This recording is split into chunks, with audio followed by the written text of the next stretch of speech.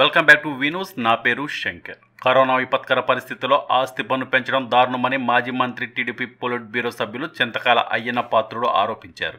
శనివారం మాజీ మంత్రి చింతకాల అయ్యన్న పాత్రుడు ఆధ్వర్యంలో ఆస్తి పన్ను పెంపుపై నిరసన కార్యక్రమాన్ని తహసీల్దార్ కార్యాలయం నుండి మున్సిపల్ కార్యాలయం వరకు ర్యాలీగా వచ్చి ధర్నా చేపట్టారు. ఈ సందర్భంగా అయ్యన్న పాత్రుడు మాట్లాడుతూ ముఖ్యమంత్రి విచ్చలవిడిగా ఖర్చు చేస్తూ రాష్ట్రాన్ని అప్పుల పాలు చేస్తున్నారని, కరోనా విపత్కర పరిస్థితుల్లో ఆస్తి పన్ను పెంచడం చాలా దారుణమని ఆవేదన వ్యక్తం చేశారు. ఇతర రాష్ట్రాల్లో పన్నులు సగం వేర తగ్గిస్తుంటే ఆంధ్రప్రదేశ్లో మాత్రం వైసీపీ ప్రభుత్వం పన్నులను వసూలు చేయడం సిగ్గుసేటని దుయ్యబట్టారు. ప్రజల అభిప్రాయాలను సేకరించకుండా పన్నులు పెంచడం పంచాయతీరాజ్ చట్టానికి విరుద్ధమని అన్నారు. పన్నులు సబ్ రిజిస్టర్ ఆఫీసులోనే ఉన్న విలువ ఆధారంగా పెంచుతూ పోతే రిజిస్టర్ చట్టం ప్రకారం ప్రతి సంవత్సరం ఖాళీ స్థలం, ఇంటి స్థలం తాలూకు విలువ పెరుగుతుందని, అంటే పన్నులు కూడా అదే విలువతో పెరిగిపోతుంటే ఇంకా పన్నులు కట్టుకోలేక ఇల్లు అమ్ముకోవాల్సిన పరిస్థితి వస్తుందని అన్నారు. నర్సీపట్నంలో ఎమ్మెల్యే ఎన్నికల ప్రచారంలో పన్నులు తగ్గిస్తామని చెప్పి జగన్మోహన్ రెడ్డి, పెట్ల ఉమాశంకర్, గణేష్ ప్రజలను మోసం చేస్తున్నారని అన్నారు. అధికారంలోకి వచ్చాక ట్యాక్స్ తగ్గించాలంటే గెజిట్ నోటిఫికేషన్ ఇచ్చి తగ్గించాలి, కానీ దొంగ జీవోతో ప్రజలను మభ్యపెట్టారని అన్నారు. ఇప్పుడు అధికారంలోకి వచ్చాక ఆ జీవోను రద్దు చేసి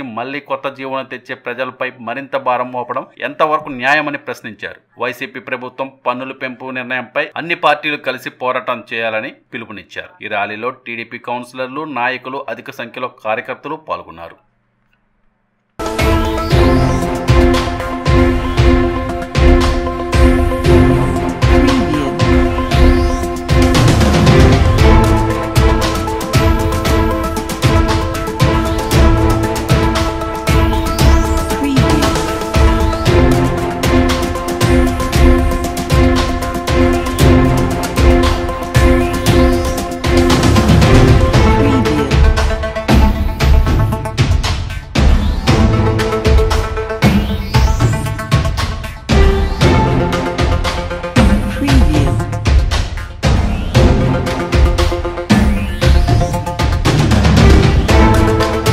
నాకు ఫోన్లు ఈ కార్యక్రమం చేయడానికి వీలు లేదని ఎస్ఐ సిఐ గారు చేస్తే అరెస్ట్ చేస్తామని నేను చెప్పాను. ప్రజలకు అన్యాయం జరుగుతున్నప్పుడు రాజకీయ పార్టీలుగా చెప్పవలసిన బాధ్యత మా మీద ఉంది. అది మా ధర్మం. మీరు అరెస్ట్ చేసుకుంటే నాకు అభ్యంతరం లేదు, కానీ మేము మాత్రం కార్యక్రమం చేస్తామని చెప్తే ఉదయం 7 గంటల వరకు రిక్వెస్ట్ చేస్తానన్నారు. మా మీద పైనుంచి ఒత్తిడి వస్తుందని. ఎవరు చేశారు నీకు ఒత్తిడి అంటే మాట్లాడతారు. ఎట్టి పరిస్థితుల్లో నర్సీపట్నంలో కార్యక్రమం జరగకూడదు. ఇది జరగకూడదు. మీరు తప్పు చేయనప్పుడు మీకు భయం ఎందుకు? మీరు తప్పు చేయనప్పుడు ఖండించండి. అయ్యా మేము తప్పు చేయలేదని. మేము చేసే కార్యక్రమం చేయొద్దని దానికి కారణం ఏంటి అంటే మీరు తప్పు చేశారని మీరు ఒప్పుకుంటారు ఇండైరెక్ట్గా. అంటే అది కార్యక్రమం పెట్టాం. సరే ఏ కేసు పెట్టుకుంటే పెట్టుకోనండి. 307 పెడతాడో ఏ పెడతాడో, పెద్దదానికి రేప్ కేసులు, 307 కేసులు. నేను చూడ మా మాజీ మంత్రి దేవినేని ఉమా ఏం చేశాడండి? 307 పెట్టాడండి. ఎస్సీ ఎస్టీ కేసు ఆ పెట్టి పోలీసుల కన్నా సిగ్గుండాలి కదండి. పోలీసులు అంటే చదువుకోలే కదా, చట్టాలు తెలిసిన వాళ్ళే కదా. మరి ఎవడో ఫోన్ చేసాడంటే 307 పెట్టేస్తారా? 307 పెట్టాలంటే ఎటువంటి మర్డర్ ప్రయత్నం మీరు చేసి తిరిగి వీళ్ళ మీద 307. సరే జరుగుతుంది, మీ ప్రభుత్వం కాబట్టి దుర్మార్గం జరుగుతుంది, జరగనివ్వండి, కాదంటలేదు. కానీ ప్రశ్నించే గొంతుకులు లేకుండా చెయ్యాలంటే జరిగే పని కాదు. హిట్లర్ లాంటి వాడే మసైపోయాడు. ఇందిరాగాంధీ లాంటి వాళ్ళే పదవి వెళ్ళిపోయారు. వాళ్ళకంటే పెద్దోళ్ళు కాదు వీళ్ళందరూ కూడా. ఎక్కడైనా తప్పు జరుగుతున్నప్పుడు తప్పు అని చెప్పే బాధ్యత మా మీద ఉంది. ఇవాళ చూస్తారు ఈ జీవో 198 జీవో ఇచ్చారు. ఈయన జీవో గురించి మీలో ఎంతమందికి తెలుసండి? నేను ప్రెస్ వాళ్ళు కూడా అడుగుతున్నాను ఇవాళ. ఆ జీవోలో ఉన్నటువంటి క్లాజెస్ ఎవరికైనా తెలుసా? ఇక్కడ మన నర్సీపట్నంలో ఎంతమంది జనాభా ఉన్నారు? మున్సిపాలిటీలో ఎంతమందికి జీవో గురించి తెలుసు? జీవో వచ్చింది అనుకున్నారు, కానీ జీవోలో ఏముంది ఎవరికైనా తెలుసా? ఆ జీవో గురించి చెప్పవలసిన బాధ్యత ప్రభుత్వానికి ఉంది కదా. అరే నేను జీవో బొత్స సత్యబాబు గారు ఉన్నారు, సీనియర్ నాయకులు, కాదంటలే, చాలా అనుకున్న వ్యక్తి. జీవో తీసుకొచ్చే 198 జీవో దాని గురించి ప్రజలందరికీ చెప్పాలి కదా. ఈ జీవోలో ఇది ఉంది, ఇది తీసుకొస్తున్నాం అని చెప్తే ప్రజలు కూడా ఆలోచించుకుంటారు కదా. ఏమీ చెప్పకుండా సడన్గా ఇవాళ మీటింగ్ పెట్టి మీటింగ్లో ఆమోదం పెడుతున్నారు. సరే మా తెలుగుదేశం పార్టీ కౌన్సిలర్స్ ఉన్నారు, అందరూ వ్యతిరేకిస్తాం, అది వేరు. మిగతా కౌన్సిలర్స్ అందరూ కూడా వేరే ఆమోదిస్తున్నారు దాన్ని. నేను రాత్రి రిక్వెస్ట్ కూడా చేశాను అందరికీ, మా మెసేజ్ పెట్టాను. ఏ పార్టీ వాళ్ళైనా సరే ప్రజల పక్షాన్ని మనం ఉండాలా. ఈ జీవో వల్ల ప్రజలకు నష్టం జరుగుతుంది. అంచేది మీరు అందరూ కూడా దీన్ని అపోజ్ చేయండి. అపోజ్ చేస్తే ఇది పోస్ట్పోన్ అవుతుంది. పోస్ట్పోన్ అయితే తర్వాత ఏం చేద్దాం చూద్దాం, లేకపోతే కోర్టుకి వెళ్దాం అని చెప్తే ఇవే మరి ఆమోదిస్తే లేదు చూడాలి. లోపల మీటింగ్ జరుగుతుంది. ఆమోదిస్తే రేపు 1వ తారీఖు నుంచి పన్నులు పడతాయి. రేపు 1వ తారీఖు నుంచి పన్నులు పడతాయి. ఏంటి జీవోలో ఉన్న పద్ధతి ఏంటి? ఇంటి పన్ను. ఇప్పుడు ఏది ఇంటి పన్ను ఇప్పుడు ప్రస్తుతం ఉందో అది ఖాళీ స్థలం మీద ఇంటి పన్ను వేసేవారు పూర్వం. ఇప్పుడు కొత్త జీవోలో ఈ బొత్స సత్యబాబు గారు ఏం చేశారంటే రిజిస్టర్ ఆఫీసులో, ఇక్కడ మన పక్కన రిజిస్టర్ ఆఫీసులో ల్యాండ్ వాల్యూ ఎంత ఉందో, ఖాళీ స్థలం వాల్యూ, తర్వాత ఇంటి వాల్యూ, కట్టిన ఇల్లు తాలూకు వాల్యూ కలిపి నివాసం ఉన్న ఇల్లు అంటే రెసిడెన్స్ హౌసెస్కి 0.15% పన్ను పెంచాలని చెప్పి ఒక జీవో ఇచ్చాడు. అది ఓన్లీ ఇంట్లో ఉన్న వాళ్ళకి. అది కాకుండా కమర్షియల్ వ్యాపార సంస్థలు కానీ ఇటువంటి సినిమా వాళ్ళు కానీ ఇవన్నీ కూడా 0.30% పెంచుతూ జీవో వచ్చారు ఇవాళ. అదే కాకుండా ఇంకో పెద్ద తప్పు ఏం చేశారు, సబ్ రిజిస్టర్ ఆఫీసులో రేటు ప్రతి సంవత్సరం పెరుగుతూ ఉంటుంది. ఒక సంవత్సరం ఈ సంవత్సరం పెరుగుతుంది, మళ్ళీ ఒక సంవత్సరం పెరుగుతుంది, మళ్ళీ ఒక సంవత్సరం పెరుగుతుంటుంది. పెరిగినప్పుడల్లా మళ్ళీ 0.15% పెరుగుతుంది. అంటే ప్రతి సంవత్సరం ఇంటి పన్ను పెరుగుతూ ఉంటుంది. అంటే 350 గజాలు ఉన్నట్టు సైటు శారదానగర్లో పన్ను ఎంత పడుతుంది అప్పుడు? దీని ప్రకారంగా సంవత్సరానికి 8,000 రూపాయలు పడుతుంది. ఇప్పుడు కరోనా టైంలో బతకడానికి కష్టం ఉన్న సమయంలో ఈ పన్ను పెంచడం అవసరమా అన్నది మన తాలూకు ప్రశ్న.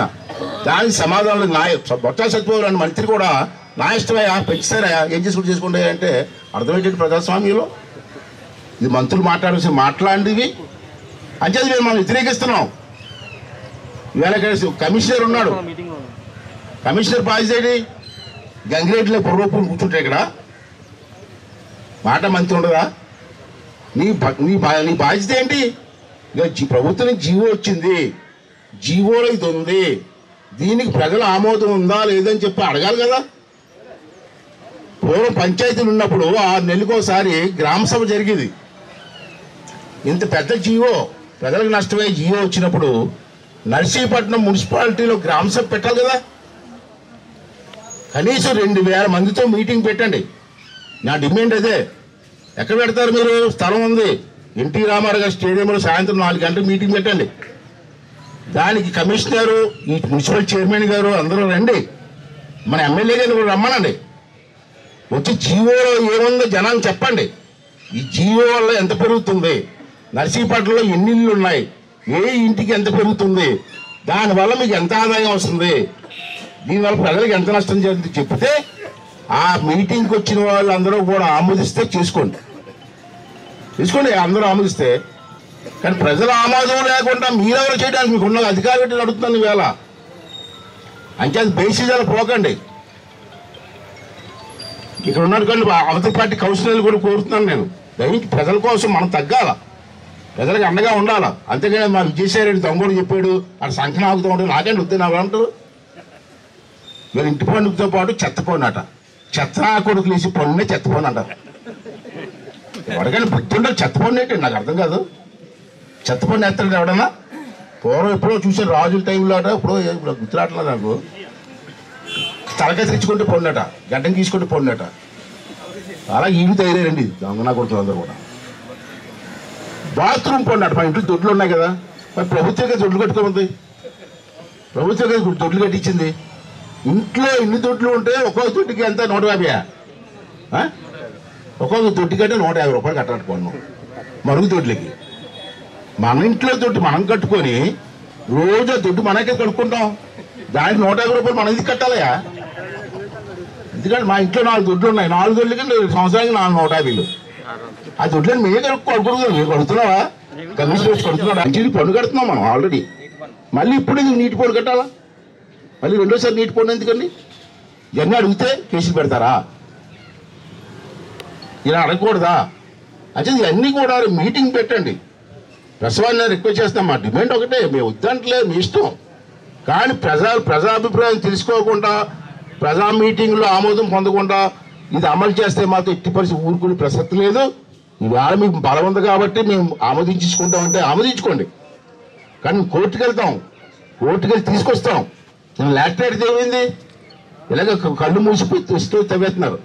కోర్టుకు వెళ్ళాం గ్రీన్ ట్రిబ్యునల్కి, గ్రీన్ ట్రిబ్యునల్ ఆఫ్ చేసింది దాన్ని. మీకు చట్టాలు లేకపోయినా న్యాయస్థానాలు ఉన్నాయి న్యాయం కోసం. అది ఎలా వెళ్తాం మేము? ప్రజల కోసం ఎంత డబ్బు ఖర్చు ఖర్చు పెడతాం, వదిలిపెట్టే ప్రసక్తి లేదు. అంతా చైర్మన్ గారిని కమిషనర్ని కోరుకునేది ఇమ్మీడియట్గా ముందు గ్రామ సభ పెట్టి అప్పటి వరకు ఈ తీర్మానం ఆఫ్ చేసి గ్రామ సభలో జనమంతా చేసుకోండి మాకు ఇష్టమే అంటే తీసుకోండి, లేదు జనం వ్యతిరేకిస్తే దాన్ని గవర్నమెంట్కి రాయండి. ఈవేళ మీటింగ్లో మా తెలుగుదేశం పార్టీ కౌన్సిలర్లు అందరూ అపోజ్ చేస్తున్నారు, దాన్ని రికార్డ్ చేయాలి కదా. రికార్డ్ చేయకపోతే చట్టవిరుద్ధంగా విరుద్ధం, కమిషనర్ కేసు పెడతాం. రెండోది ఏంటంటే ఒక విషయం చెప్పి పాతకు ఒకసారి ఎడక్కెళ్ళాల. మన ఎమ్మెల్యే ఎలక్షన్ ముందు మన ఓడిపోయిన ముందు మన ఎమ్మెల్యే గారు దొంగ జీవో తీసుకొచ్చారు, 25% పన్నులు తగ్గించానని. ఆ రోజే చూసారు దొంగ జీవో అని, కానీ జనం నా మాట నమ్మే పరిస్థితులు ఆ రోజు లేరు. ఎందుకు జనానికి ఫ్రీగా వచ్చేస్తుంటే సరదా కదా. అమ్మ ఎమ్మెల్యే గారు 25% తగ్గించారని చెప్పి జీవో తీసుకొచ్చారు. జీవో అని మన ఊళ్ళో కొన్ని పెద్దలు ఉన్నారు, వ్యాపారస్తులు ఉన్నారులేండి, వైసెస్ పెద్దలు, వీళ్ళందరూ తీసుకెళ్ళి ఎమ్మెల్యే పాలాప్ శాఖ ఏఎఫ్ శాఖ కూడా చేశారు. ఆ జీవో దొంగ జీవో. చట్ట ప్రకారంగా గెజిట్ నోటిఫికేషన్ అవ్వకుండా జీవో ఇవ్వడం కుదరదు. ఈరోజు ఛాలెంజ్ చేస్తున్నాను నేను, నువ్వు ఆ జీవో ఇచ్చినప్పుడు నోటిఫికేషన్ ఇచ్చిందా? గెజిట్ నోటిఫికేషన్ ఇచ్చారా? గెజిట్ నోటిఫికేషన్ ఇవ్వకుండా జీవో ఎలా చెల్లింది అంటే ఆ రోజు జనం ఎర్రోలు కాబట్టి నీ మాట నమ్మేశారు, నన్ను ఓడించారు ఓట్లేసి. ఓరే కొత్త వాళ్ళు పదవి కోసం కాదు అంటే జనాన్ని ఏ విధంగా మోసం చేసి ఉన్నది ఇవాళ చెప్తున్నాను. ఆ రోజు చెప్పచ్చు కానీ జనం వినరు. ఫ్రీగా వస్తుంది కదా, ఫ్రీగా వస్తున్నప్పుడు ఏది అయిన పది ఎదురు కట్టుకున్నారు. కానీ ఇవాళ మళ్ళీ ఏం చేయడు, ఇప్పుడు ఆ జీవో రద్దు అయిపోయింది. ఎమ్మెల్యే తెచ్చిన జీవో ఇప్పుడు రద్దు అయిపోయింది. 25% తగ్గించారని జీవో పుట్టాడు రద్దు చేసి ఇప్పుడు మళ్ళీ కొత్తగా 198 జీవో తీసుకొచ్చారు. ఎందుకు వచ్చేసావు? ఆ జీవో ఉంచవచ్చు కదా, ఎందుకు రద్దు చేసావు? దానికి సమాధానం ప్రజలు చెప్పాలి కదా. అంటే రేపు మీటింగ్ పెట్టు, ఎన్టీఆర్ స్టేడియంలో మీటింగ్ చెప్పు, ఇవన్నీ చెప్పు, నేను అడిగిన దానికి సమాధానం చెప్పు. ఏమీ చెప్పకుండా మా ఇష్టం ఎలా చెప్తే మీ ఇష్టం. మొన్న కూడా జనం మీకు ఓట్లేసి గెలిపించారు, కార్పొరేషన్లో మీకు మెజార్టీ ఇచ్చారు. మెజార్టీ ఇస్తే పనులు ఏమైనా చెత్త పన్ను వేయమని, మరుగుదొడ్లు పన్ను వేయమని, మంచినీళ్ళు పన్ను వేయమని, ఇలాగా ప్రతి సంవత్సరం పన్ను పెరిగిపోతుంటే 4-5 సంవత్సరాలు నేను చెప్తున్నాను. ఇవాళ రాసుకోండి, ఇవాళ ఆ రోజు ఉండొచ్చింది మేము లేకపోవచ్చు, అది వేరు. ఇవాళ రాసుకోండి మీరు కాసి మీద. నాకు 5-6 సంవత్సరాలు పోయిన తర్వాత మీరు ఇంటి పన్ను కట్టలేక మీ ఇల్లు అమ్ముకొని పోయే పరిస్థితి వస్తాయి మున్సిపాలిటీస్లో. ఇల్లు అమ్ముకుందామని కొనేవాడు ఉంటాడు, మరి ఆడు కొనుక్కున్నాడు కూడా ఇంటి పన్ను కట్టాలి కదా, ఆడు కొనుక్కోడు. అంటే అంత బాధ వేస్తున్నారు ప్రజల మీద, మరీ ఘోరం ఇది. దీన్ని రాష్ట్రం అంతా వ్యతిరేకిస్తున్నాం, అయినా వెంటలేదు మంత్రి గారు. అయినప్పుడు ఇక్కడ కోర్టుకు వెళ్ళి న్యాయం చేకూర్చాలని ప్రయత్నం చేస్తున్నాం. దాన్ని మీరందరూ కూడా అక్కడికి వచ్చిన నాయకులందరినీ కూడా ఈవేళ పోలీసుల ఇబ్బంది వల్ల మనం అనుకున్నట్టు గట్టిగా చేయలేకపోయాం. వాళ్ళు కేసులు పెడుతున్నారు, కేసులు పెడితే మరి కోర్టులు తిరగాలి, ఇవన్నీ బాధలని. ఏదైనా సరే ఇది ప్రచారం జరగాలి. నర్సీపట్నంలో మున్సిపాలిటీలో ఉన్నటువంటి ఇక్కడే నర్సీపట్నం మున్సిపాలిటీ కాదు, యలమంచిలి మున్సిపాలిటీ కానీ, నర్సీపట్నం మున్సిపాలిటీ కానీ, విశాఖపట్నం కార్పొరేషన్ మరీ ఘోరం. కార్పొరేషన్ మరీ ఘోరం. కమర్షియల్ ఏరియా ఒకటి ఉంటుంది, మామూలు ఏరియా ఉంటుంది. ఇదంతా మామూలు ఏరియా. అక్కడ మన శారదానగర్ కమర్షియల్ ఏరియా. ఇక్కడ ఎంత పడుతుందో దాని డబల్ శారదానగర్ పడుతుంది. మెయిన్ రోడ్ చుట్టూ ఇటుపక్క అటుపక్క ఉన్న కొట్లన్నీ కమర్షియల్ ఏరియా, దాని మీద డబల్ రేట్ పడుతుంది. ఈవేళ రోడ్డు మీద పెట్టుకుని పళ్ళు ఉంటాయి కదా, చిన్న చిన్న పళ్ళు ఏమనుకుంటున్నారు కదా, తోపుడు పళ్ళు, దాని మీద పన్ను వేశారు. ఇప్పుడు ఆ చెత్త చూడడానికంటే నెలకి 60 రూపాయలు 70 రూపాయలు వాళ్ళు కట్టాలట. ఇవన్నీ ఎక్కడండి ఇది? సామాన్య ఇప్పుడు కరోనాలో పనులు లేకుండా, వ్యాపారాలు లేకుండా, తినడానికి తిండి లేకుండా ఇబ్బంది పడుతుంటే వాళ్ళని ఆదుకోవడం మానేసి వాళ్ళకి ఇంజక్షన్లు కూడా ఇవ్వకుండా ఈవేళ ఈ పనులన్నీ వేయడం ఎంతవరకు సబు అని చెప్పి మనం చెప్పడం కోసం ఇవాళ ఎందుకు పెట్టారంటే మనందరూ మీరందరూ వినాలా, ఇది 10 మందికి చెప్పాలా, ప్రెస్ వాళ్ళు కూడా ఎందుకు వచ్చారంటే దీన్ని పాయింట్స్ని మేము వద్దనే వ్యతిరేకించే మీరు వినరు, నాకు తెలుసు, మూర్ఖులు. ఇంకో విషయం చెప్పా, ఎంత నవ్వులాటంటే ఇంత పెద్దలు చెప్పారు, రాష్ట్రం అప్పుపోలైపోయింది. రేపు జీతాలు ఇవ్వడానికి కూడా డబ్బులు లేవు ఇవాళ. అది పరిస్థితి, రాష్ట్ర పరిస్థితి. నిన్న ఏదైతే విద్యార్థి దేవన అని చెప్పి 10 లక్షల మందికి నేను వేసాను అని చెప్పి అనౌన్స్ చేసి పెద్ద పేపర్లో అడ్వర్టైజ్మెంట్. ఈనాడు ఫస్ట్ పేజీలోని, సాక్షి పేపర్లో అయితే 5-6 పేజీలు వేస్తారు వాళ్ళు. నేను స్టడీ చేస్తే చంద్రబాబు నాయుడు టైంలో ఇదే పథకాన్ని 16 లక్షల మందికి ఇచ్చేవాళ్ళు మనం. నిన్న వేసి 10 లక్షల మందికి ఇచ్చాడు. 10 లక్షల మందికి డబ్బు లేకపోతే ఏం చేశాడు సార్? ఎక్కడ తెచ్చాడు సార్ డబ్బు? బీసీ కార్పొరేషన్లో 550 కోట్లు తెచ్చి ఇచ్చాడండి. బీసీ కార్పొరేషన్ అర్థం ఏంటండి? వెనకబడిన జాతుల వారి కోసం పెట్టిన డబ్బు అది. ఆ డబ్బులు తీసుకొచ్చి దీంట్లో వేసేస్తావా? అది కాకుండా యూనివర్సిటీలు ఉంటాయి మనకి, ఆంధ్ర యూనివర్సిటీ, అలాగే రాష్ట్రంలో చాలా యూనివర్సిటీలు ఉంటాయి. దాంట్లో పిల్లలు ఫీజులు కడుతూ ఉంటారు, ఎగ్జామ్ ఫీజు అని. అది 1600 కోట్లు ఉంది. ఆ 1600 కోట్లు వాళ్ళ దగ్గర అప్పు తీసుకొని 5% వడ్డీకి ఆ డబ్బు తీసుకొచ్చి ఇచ్చేస్తాడా? మరి యూనివర్సిటీలు ఏమైపోతాయండి? ఇప్పుడు చెత్త ఎత్తడానికి చెత్తపోని అన్నాడు, చెత్తనా కొడుకు.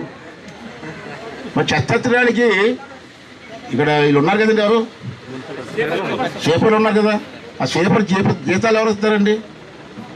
మనకట్టిన డబ్బు కదా ఇస్తున్నాం, మనే కదా పన్ను కడుతున్నాం. అది ఆ పన్నుల నుంచి జీతాలు ఇస్తున్నారు. మళ్ళీ ఒక్క జీతాలు ఇస్తూ మళ్ళీ చెత్తపోని ఏంటండి? ఇంకా గోవాలు ఏంటంటే బ్రాందీ షాపుల మీద అప్పు చేస్తున్నారండి. భారతదేశంలో నేను ఎక్కడా చూడలేదు, ఫస్ట్ టైం చూడడం. మన బ్యాంక్ దగ్గరికి వెళ్ళాడు, మాకు డబ్బులు కావాలి బాబు అని వెళ్తే, డబ్బులు ఇస్తావా అప్పు, కానీ ఎలా కడతారంటే మాకు రోజు బ్రాందీ షాపులు డబ్బు వస్తుంది కదా, ఆ డబ్బులు నేను తనఖా పెడతాను, ఆ డబ్బు అన్నాడు. బ్రాందీ షాపుల మీద కూడా తనఖా పెట్టి ప్రభుత్వం ఎప్పుడు చూసాను మనం. భారతదేశంలో ఏ రాష్ట్రంలో చూసామండి? మరి చెత్తనా కొడుకు చెత్త ఐడియాలు ఎవరుతున్నారు నాకు అర్థం కదండి. ఇలాంటి ఐడియాలు అండి. బ్రాందీ షాపుల మీద తనఖా ఏంటండి బాబు, నాకు అర్థం కాదు. అంటే మళ్ళీ ఎలక్షన్లో ఏం చెప్పాడండి, ఈ ఆడవాళ్ళందరికీ మద్యపానం నిషేధం చేస్తున్నాడు. బ్రాందీ షాపులు ఎన్ని సంవత్సరాలు తనఖా పెట్టాడు తెలుసు మీకు? 25 సంవత్సరాలు తనఖా పెట్టాడు. అంటే 25 సంవత్సరాల వరకు బ్రాంచ్ షాపులు ఉంటాయి కదా, ఉంటాయి కదా. మరి 20 సంవత్సరాలు తనఖా పెట్టేసావు కదా బ్రాంచ్ షాపుల్ని. అంటే నువ్వు ఇచ్చిన మాట పోయినట్టు కదా. అంచెలుగా తీసేస్తానమ్మా బ్రాంచ్ షాపులు. రోజా గారు మరి డ్యాన్స్లు వేసుకొని తగ్గింది, ఇది రికార్డింగ్ డ్యాన్స్ వేసుకుని చంద్రబాబు నాయుడు బ్రాంచ్ షాపులు అమ్మేస్తాడు, తగ్గించేస్తాడు. మరి ఇప్పుడేం చెప్తావు ఆ రోజా? ఆ జబర్దస్త్లో డ్యాన్స్ వేసుకుని మనిషి నీకెందుకు రాజకీయం? అప్పుడు చెప్పొచ్చు, చెయ్యాలి కదా. 25 సంవత్సరాలు బ్రాంచ్ షాపులు తనఖా పెడతాడండి. అప్పటి వరకు ఉంటావా? రేపు వచ్చి ముఖ్యమంత్రి అయిపోతాడండి. ఎవడు ముఖ్యమంత్రి అయినా ఏమైపోతాడండి? అప్పు తెస్తాడు కదా. ఇవన్నీ కూడా జనం కూడా ఆలోచించవలసిన అవసరం ఉంది. చాలా గౌరవం. మున్సిపాలిటీ విషయంలో మాత్రం ఎక్కడ మనం తగ్గకుండా పోరాటం చేయవలసిన అవసరం ఉంది. అవసరమైతే న్యాయస్థానానికి వెళ్దాం. తెలంగాణ ముఖ్యమంత్రి కూడా కొంచెం మన టైపులు చెంది ఉంది, కానీ ఎంత బాగా ఆలోచించేది. మొన్న కరోనా టైంలో జనం ఇబ్బంది పడుతున్నారని చెప్పి ఇంటి పనులు సగం పన్ను తగ్గించారు, 50% తగ్గించాడు ఆ ముఖ్యమంత్రి. పక్కనే మన రాష్ట్రం పక్కనే కదా. 100 రూపాయల పన్ను ఉంటే 50 రూపాయలు కట్టమన్నాడు. ఏమంటే తెలంగాణ కరోనాలో జనంతో ఇబ్బంది పడుతున్నారు అని చెప్పి తగ్గించాడు. ఆ ముఖ్యమంత్రి చూసారు, బుద్ధి తెచ్చుకోవాలి. పక్కనే కదా. నువ్వు కూడా ఈ కరోనా తగ్గే వరకు తగ్గించవచ్చు కదా. ఎందుకు తగ్గించలేకపోతున్నావు? తగ్గించాలని ఆలోచన ఉండాలి కదా. మళ్ళీ 45 మందికి సలహాదారులు, బోర్డు సలహాదారులు, ఒక్కొక్కడికి 3 లక్షల రూపాయలు జీతం. ఇవన్నీ కూడా ప్రజలు అర్థం చేసుకునే అవసరం ఉంది. దయించి ప్రెస్ వాళ్ళని కూడా నేను కోరేది ఏంటంటే, ప్రజలను ఎడ్యుకేట్ చేయడం కోసం. ప్రజలకి ఎక్కడ ఇవన్నీ నాకు తెలుసు. మనం ఎంత బాధపడినా మనకెళ్ళి వస్తుందిలే. ఆ కట్టినప్పుడు 2 రోజుల్లో కళ్ళని నీరు పెట్టుకుంటారు, పొర బాదుకుంటారు, మామూలే. కానీ దీనివల్ల ఎంత భారం పడుతుంది, ఎంత నష్టపోతున్నాం అనేది ఆలోచించే పరిస్థితి లేదు. అంచేది ఈ ప్రజలు కూడా ఎడ్యుకేట్ చేయడం కోసం ఒక మంచి ఇష్యూ. అదే మీరు రాజకీయంగా మాట్లాడాలనుకుంటే మీరు మమ్మల్ని సపోర్ట్ చేయాల్సిన లేదు. ప్రజల కోసం మీరు పోరాడుతున్నప్పుడు దానికి అందరూ కూడా సపోర్ట్ చేయవలసిన అవసరం ఉంది. అలాగే నర్సీపేటలో ఉన్నటువంటి అన్ని వర్గాల వారు, లాయర్స్ ఉన్నారు, చదువుకున్న వాళ్ళు ఉన్నారు, పెద్దలు ఉన్నారు, వ్యాపారస్తులు ఉన్నారు, వాళ్ళందరి మీద భారం పడుతుంది ఇలా. అయితే అందరూ కూడా పార్టీలు ఉంటే ఎలక్షన్ చూసుకోండి, నాకు అభ్యంతరం లేదు. కానీ ఇటువంటి సమస్య వచ్చినప్పుడు అందరూ కూడా ఉమ్మడిగా పోరాడవలసిన అవసరం ఉందని చెప్పి నా తాలూకు భావన. అంచేత అందరూ కూడా దీనికి పూర్తిగా మద్దతు ఇచ్చి ఈ చెత్త నిర్ణయాన్ని ఆఫ్ చేయడం కోసం మనందరూ కూడా ప్రయత్నం చేయాలని చెప్పి మనం చేస్తూ, అలాగే ఈ నిర్ణయాన్ని అడ్డుకోవడం కోసం నా సాయశక్తులని కృషి చేస్తానని చెప్పి మీ అందరికి మాటిస్తూ సెలవు తీసుకున్నాను. Thank you. నిరంతర వార్తా సమాచారం కోసం మా వి న్యూస్ ఛానల్ సబ్స్క్రైబ్ చేయండి.